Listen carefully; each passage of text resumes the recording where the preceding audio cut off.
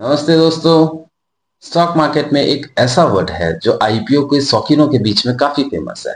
Grey market premium या stock में बोले तो जीएमपी। सुना तो होगा, लेकिन ये होता क्या है और इसे लोग देखते क्यों हैं? चलो आसान एग्जाम्पल से समझते हैं। मान लो एक नया आईफोन लॉन्च होने वाला है। स्टोर में सेल शुरू होने से पहले ही कुछ लोग ब्लैक टिकट टाइप अरेंजमेंट करके उस फोन को रिजर्व कर लेते हैं और इसके लिए एक्चुअल प्राइस से एक्स्ट्रा प्राइस देने को तैयार हो जाते हैं क्योंकि डिमांड ज्यादा है। आईपीओ में भी ऐसा होता है।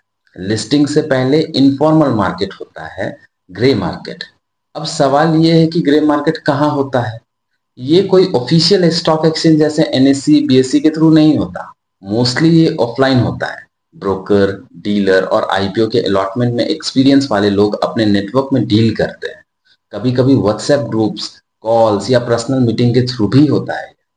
बस इंपॉर्टेंट बात एक चीज याद रखना, इसका कोई गवर्नमेंट रेगुलेशन नहीं होता, इसीलिए यहाँ का पैसा और डील लीगल फ्रेमवर्क में प्रोटेक्टेड नहीं होता। मतलब अगर आप ग्रे मार्केट में आईपीओ शेयर्स खरीदते या बेचते हो और कुछ गड़बड़ हो जाती है, जैसे पैसा ना मिले, शेयर अलॉट ना हो या कोई स्कैम हो जाए, तो आप सेबी, कोर्ट या पुलिस के थ्रू अपना पैसा ऑफिशियल रिकवर नहीं कर सकते, क्योंकि ये ट्रांजेक्शन लॉ के हिसाब से डॉक्यूमेंटेड नहीं होता। यहाँ आईपीओ के शेयर्स बायर सेलर्स के बीच डिमांड सप्लाई के हिसाब से ट्रेड होते रहते हैं।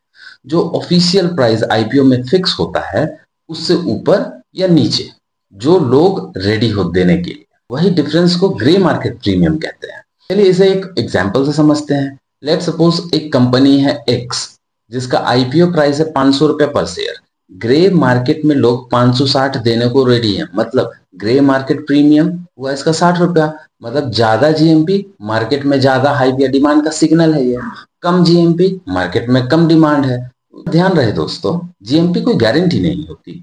लिस्टिंग के दिन प्राइस वही या उससे ऊपर ही होगा। ये सिर्फ एक इंडिकेटर है मार्केट सेंटीमेंट का। लिस्टिंग के दिन बाजार का मूड बदल गया तो प्राइस नीचे भी जा सकता है। बात करते हैं जीएमपी में ट्रांजेक्टेड शेयर पार्टिसिपेंट्स तक कैसे पहुंचते हैं। जो ग्रे मार्केट में आईपीओ के बायर्स होते हैं, उन्हें राइट मिलता है कि अगर शेयर्स अलॉट हुए सेलर्स को, तो सेलर उसके नेम के बजाय बायर्स के नेम पे ट्रांसफर कर दे। अलॉटमेंट के बाद अगर आईपीओ अलॉटमेंट में शेयर्स मिल गया तो वो पहले सेलर्स के डीमैट अकाउंट में आते हैं, क्योंकि एप्लीकेशन उनके नाम पे होता है। डिलीवरी टू बायर, फिर सेलर अपने डीमैट से बायर के डीमैट में ऑफ मार्केट ट्रांसफर करता है या लिस्टिंग के दिन मार्केट में बेच के पैसा बायर्स को दे देता है, जो डील डिसाइड होती है। ये पूरा प्रोसेस दोस्तों ट्रस्ट पे चलता है। कोई ऑफिशियल मैकेनिज्म नहीं होती जो गारंटी करे कि आपको शेयर्स या पैसा मिलेगा। इसीलिए इसमें सिर्फ एक्सपीरियंस लोग ही अपना ट्रस्टेड नेटवर्क के थ्रू काम करते हैं। अब आप इस टेबल को देखिए। ये है वही थर्मोमीटर रीडिंग जो आईपीओ की टेम्परेचर को बताती है। इसे समझते हैं, इसे कैसे रीड करते हैं, चलिए इसे देखते हैं। आपको भी ऐसे ही रीड करना है। जब भी टेबल मिले, जब बता दूंगा मैं लास्ट में, जब भी आपको टेबल मिले आप ऐसे ही रीड करिएगा। ये जो टेबल है इसको देखिए। इसमें 8 अगस्त, 9 अगस्त और 11 अगस्त को ग्रे मार्केट बिल्कुल साइलेंट था। कोई जीएमपी का डेटा अवेलेबल नहीं था। मतलब बायर्स और सेलर्स में एक्टिविटी शुरू ही नहीं हुई थी। फिर 12 अगस्त को एकदम से हलचल शुरू हुई। जीएमपी आया 10 रुपया का और सब्जेक्ट टू रेट 400 तक पहुंच गया। चलो इसको एक एग्जाम्पल से समझते हैं। लेट सपोज कंपनी 100 रुपए पर शेयर आईपीओ लॉन्च कर रही है। इसका मतलब अगर आप आईपीओ में अप्लाई करते हो और अलॉटमेंट मिलता है तो आपको एक शेयर 100 में पड़ेगा। ग्रे मार्केट प्रीमियम 10 का मतलब लिस्टिंग से पहले लोग ये शेयर्स 110 रुपया, मतलब 100 प्लस 10 रुपया के रेट पे लेने को रेडी है।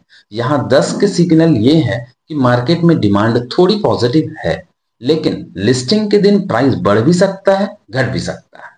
सब्जेक्ट टू 400 रुपया दिख रहा है। सब्जेक्ट टू का मतलब है अगर आपको आईपीओ अलॉटमेंट होता है तो पूरे एप्लीकेशन का डील 400 में फिक्स हो जाएगा।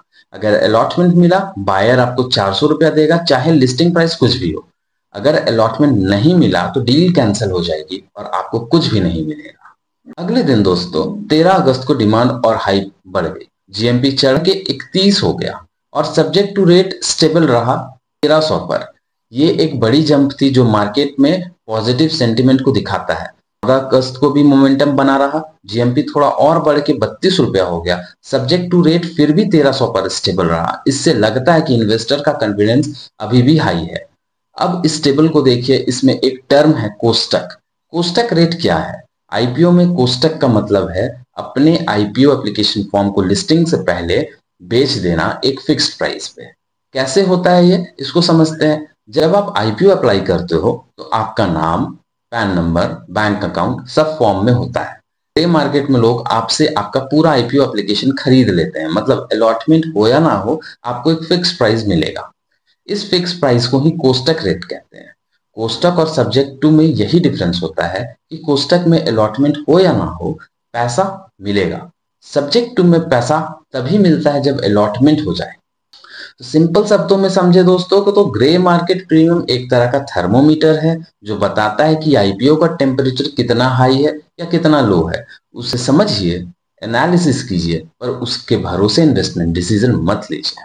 तो दोस्तों, अब आपको पता चल गया होगा कि ग्रे मार्केट प्रीमियम कैसे आईपीओ के डिमांड का एक सिग्नल देता है, लेकिन सिर्फ जीएमपी देख के इन्वेस्ट करना समझदारी नहीं होती। अगर आप चाहते हो कि आपको कंपनी के फाइनेंशियल्स, ग्रोथ पोटेंशियल्स, रिस्क और लिस्टिंग डे के पॉसिबल सिनेरियोज का पूरा ब्रेकडाउन मिले, तो जुड़े रहो हमारे चैनल एस्टर से। यहाँ हम हर आईपीओ का प्रायर डीप एनालिसिस करते हैं, बैलेंस शीट से लेकर ट्रेंड तक, ताकि आपका डिसीजन सिर्फ हाइप पे नहीं डेटा पे हो। और हाँ, अगला जो आईपीओ आ रहा है उसकी कंप्लीट एनालिसिस भी यहीं मिलेगी, डिटेल में, सिंपल शब्दों में दोस्तों। तो सब्सक्राइब कीजिए, बेल आइकन को दबाइए, ताकि आप सक्सेसफुल ट्रेडर के साथ साथ एक स्मार्ट इन्वेस्टर भी बन सके। मिलते हैं दोस्तों अगले वीडियो पे, तब तक के लिए जय हिंद, जय भारत।